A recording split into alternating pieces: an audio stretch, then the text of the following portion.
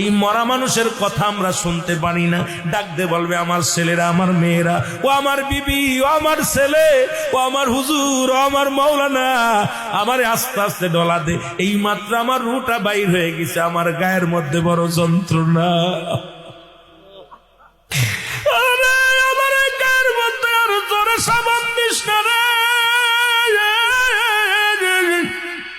কেউ বুঝি না, কেউ বুঝি না, কেউ শুনি না।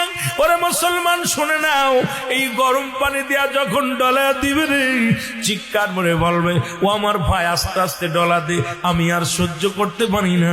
এই মালাকুল মউত এই মাত্র আমার রুটা নিয়ে গেছে, আমার সমস্ত গায়ের মধ্যে জর্জরিত ব্যথা।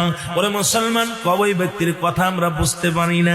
যখন কাপড়গুলো খুলিয়ে নিবে তখন ডাক দে বলবো আমার ভাই, ও আমার বন্ধু, আমার ছেলে, আমার মেয়ে। সারা জীবন আমি অন্য কাপড় পরতাম, আজকে সাদা কাপড়ের মধ্যে মুড়াইয়া দিলি রে আমারে।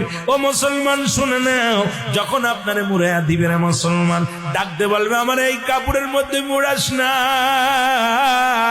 আমি তো জীবনে কোনোদিন সাদা কাপড় পরি নাই, আজকে আমার সাদা কাপড়ের মধ্যে মোড়াইয়া দিলি। দুনিয়ার কেউ শুনি না, কেউ বুঝি না, কাপড়ের মধ্যে যখন মোড়াইয়া দিলাম, ও যুবক, যখন 1 2 3 টুকরা কাপড় পরাইয়া দিবে, পায়ের বান্ধনটা যখন দিতে যাবে, বিস্তারিত আলোচনা করতে গেলে সময় লাগবে।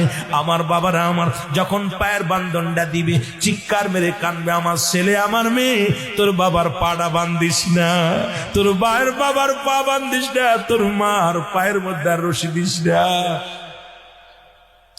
আরে এই পা দিয়ে কত বাজারে যায়, বাজার করে আনছি, এই পা দিয়ে তোদেরকে কত হেঁটে নিয়ে বেড়াইছি, আজকে আমার পা দুটি বেঁধে দিলি রে। আমি পা তো নাড়াইতে পারি না, পা আমি নাড়াইতে পারি না। ও যুবক, দুনিয়ার কোন মানুষ ওই মায়ের কান্না শোনে না।